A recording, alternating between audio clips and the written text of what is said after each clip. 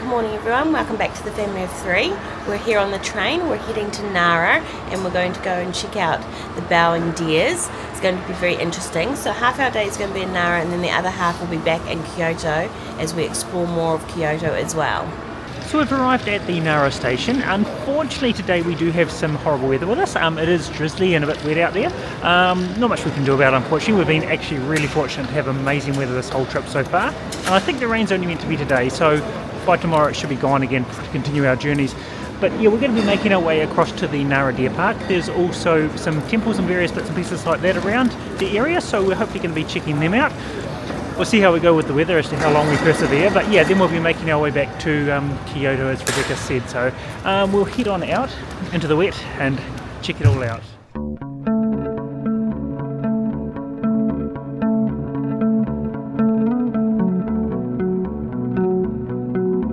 So we've now made it to the deer park and it's really cool being able to see all the deers. I'm really excited to be able to feed them later, and I'm really glad we've been able to make our way here to Nara.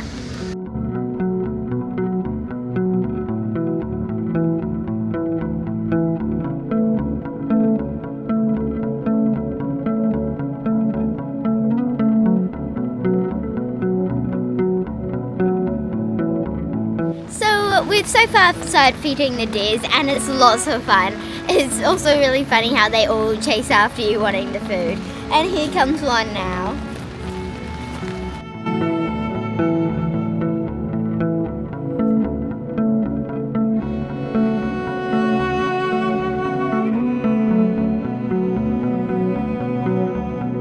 So the deers are generally quite friendly.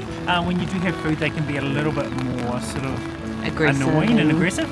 They do seem to look at your hands, and if you show them you've got clean hands, they don't really come over, but they do sort of look around a little bit and maybe even nibble on your jacket a bit if they're hunting for food. So you do have to stick to where they're more individual rather than big packs, because when they're in big packs they'll talk them at you. But yeah, this one behind us, very easy to feed. You just basically clean one out, they'll come over.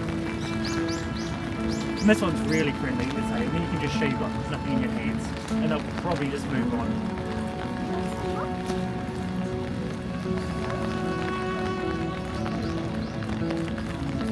This one's actually one of the more docile ones. It's actually not really pestering you. Say some of the others do come over and nibble on jackets and things like that.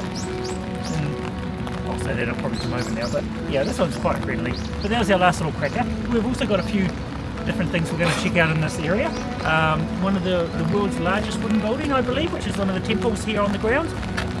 Get a nice bow from the deer as well, which is what they're famous for. It's bowing to say, I'm guessing I want more food, but also maybe thank you. But yeah, we're going to continue having a look around the big park that's here as well.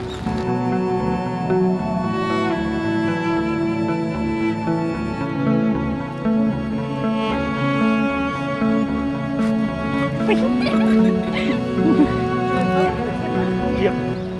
So this is a lot of fun. I thought it was going to be a bit scary feeding them because you do hear about them sort of attacking and stuff, but yeah, as Jono said, if you try and find ones that aren't too many together, it's a lot easier. But yeah, it's been quite fun. They're really friendly so far. We've had a few little nibbles on our jacket though, and they like Jono a lot because he's had the food the most, so they can smell it on him. But yeah, we're having a lot of fun, but we're going to explore the grounds and we're going to look for the world's biggest wooden structure, temple I think it is. So yeah, we're going to keep carrying around and looking at it through the grounds here.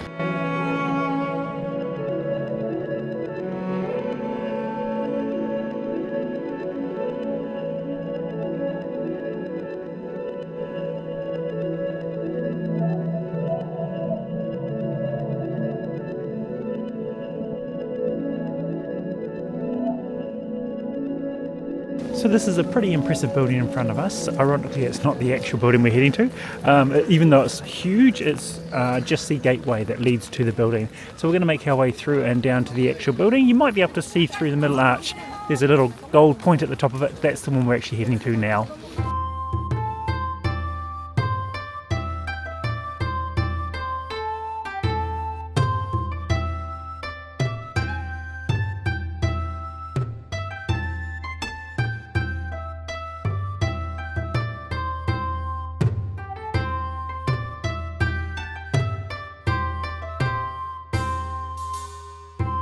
So as you get closer, you truly do see the scale of this thing. It is absolutely monstrous. It's looking like there's a full enclosed courtyard, and just outside of the courtyard we've just passed through, there's like a nice little lake around as well, and there's again some beautiful trees. The trees here are absolutely fantastic, as they take a lot of work to get them the way they are. I guess they've been done over hundreds of years, so amazing to check out the grounds again. We're just about to head inside and check it out, as from what we can see so far, incredible building. So it is a ticket entry. It's 800 yen, which is roughly 8 to 9 New Zealand dollars, and you get to come in and look around, or you can do a package where you can look around and look in the museum, which I think was 1200 yen, but we've decided just to look around in here, not do the museum. So we're going to head on closer, but I don't know if the camera is picking up, but this structure is huge. Like, it is gigantic. It is so big. We thought the castle in Osaka looked big. This is way bigger looking. It's so impressive in here. The whole area is a fully enclosed courtyard, so right the way around the buildings go, as they both the entry and the main building are huge, and then at the sides it's also a little bit lower but just as impressive.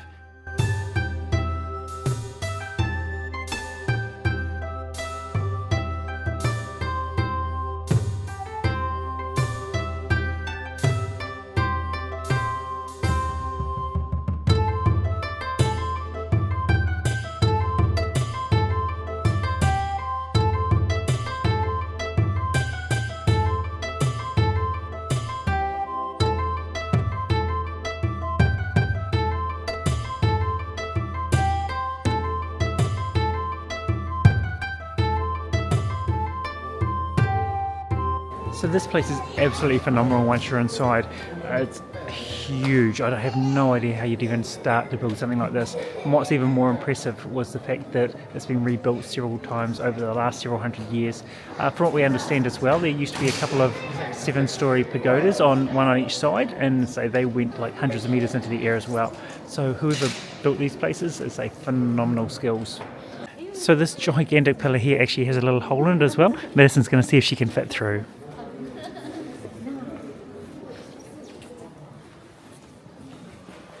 Bit of a tight squeeze, too tight? Oh, it's actually tighter in the middle than what the two ends are. Oh, you're doing it. That's a snug fit. Well done. Oh, yeah, it's deceptive. The two ends are actually a little bit wider than what the actual middle is, so... Was it down a bit, but Was it tighter in the middle? yeah, and then you kind of had to go like on your side rather than flat to try and get through.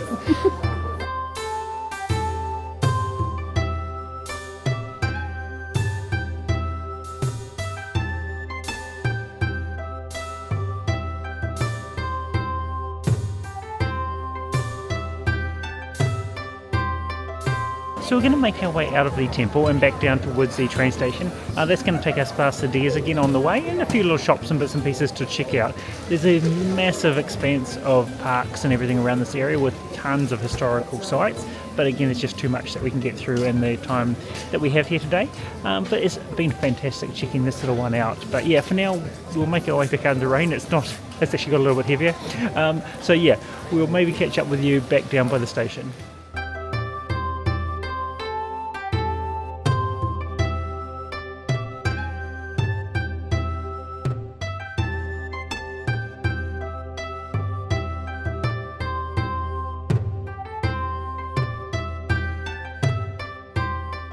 So since the last time we caught up with you, we've actually made our way back from Nara to Kyoto, and then we caught a bus about 20 minutes from there, maybe a little bit less, to the Nijo castle. It's what you can see behind me here. It is another paid activity, but it is the main castle here in Kyoto. So we're going to be heading in and checking it out. The weather's maybe a little bit better. It's just very misty now. It's meant to be clearing up again tonight, so we're going to have a bit of a wander around. Just a quick thing to fill the afternoon.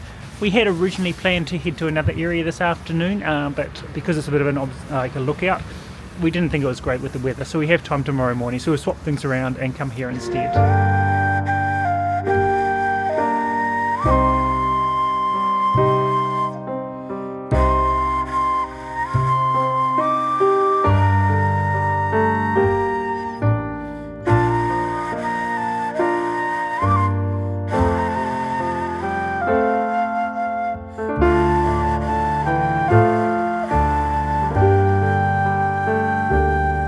we've just finished up a walkthrough of inside the castle. It was really quite incredible.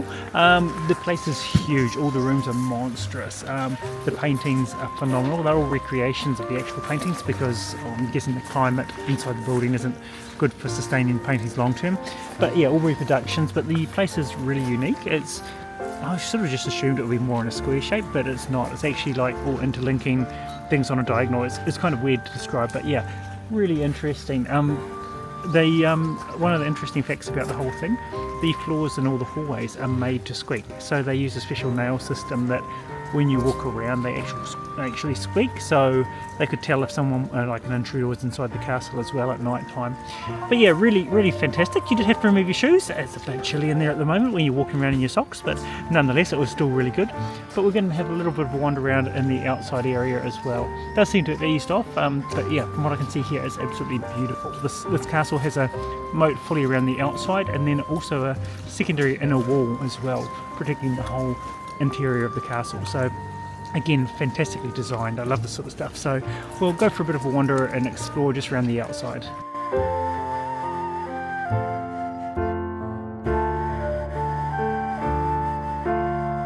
So this structure behind me, you'll never guess, it's actually got plants inside it. They make this structure to protect the plants during winter time.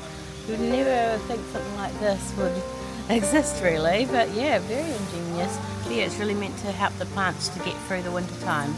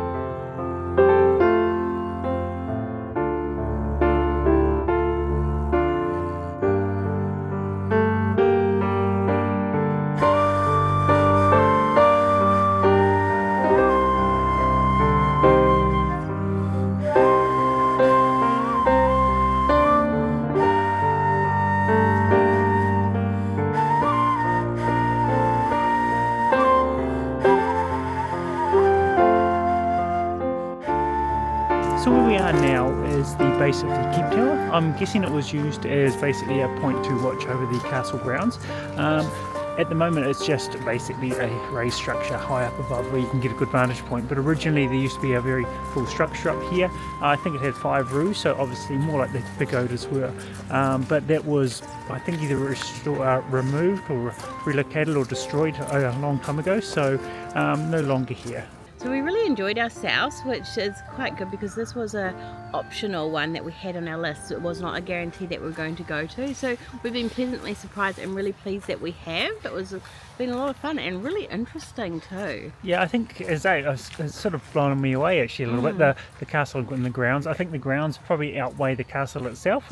Yeah, they are beautiful. Yeah, we didn't go in the other Osaka castle, but as I say, like, this castle was interesting, but the grounds are just phenomenal. It's a beautiful place to check out, and I'm glad we did actually get time to come here in the end. Yeah, one tip is if you're coming later like we have, to go into the part of the castle we did, that actually closes at 4, where the whole grounds actually close at 5. So you do need to get here a bit before 4 to able to actually go into the castle. And because it's winter, it's actually also getting dark around about 4:30, 4:45, so it is starting to lose light quickly already.